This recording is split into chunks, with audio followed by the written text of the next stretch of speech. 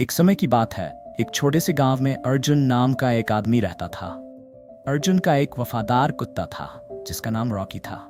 दोनों एक दूसरे से बहुत जुड़े हुए थे और दिन भर गांव के खेतों में घूमते हुए जंगली जानवरों से गांव की रक्षा करते थे। एक शाम जब सूरज अस्त हो रहा था, गांव के किनारे एक अजनबी आदमी दिखाई दिया। वह लंबा था, काले कपड़े पहने हुए था और उसका चेहरा डरावना था। उसका नाम करण था और वह आसपास के गांवों में परेशानी पैदा करने के लिए जाना जाता था। करण बुरी नीयत से आया था।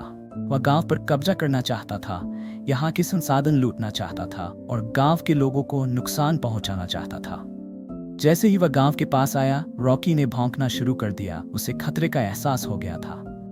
अर्जुन ने अपने कुत्ते की भौंक सुनकर तुरंत बाहर दौड़कर आ गया। रॉकी, क्या हुआ? उसने पूछा, लेकिन कुत्ता अजनबी पर भौंकता ही रहा। करण हंसी में कहा, मैंने सुना है कि तुम अपने कुत्ते के प्रति वफादार हो, लेकिन आज तुम्हारा ये वफादारी कुछ काम नहीं आएगी। अर्जुन ने अपनी जगह पर खड़ा होकर कहा, इस गांव को छोड़ दो या तुम्हें पछताना पड़ेगा। दोनों की आंखों में घमासान नजर आ रहा था। रॉकी बिना किसी हिचकिचाहट के करण पर झपट पड़ा और उसके पैर को काट लिया। करण दर्द से चिल्लाया, लेकिन उसने कुत्ते को धक्का देकर दूर किया। लेकिन इस हमले ने अर्जुन को एक लकड़ी पकड़ने का मौका दे दिया और उसने तुरंत करण से मुकाबला करना शुरू किया।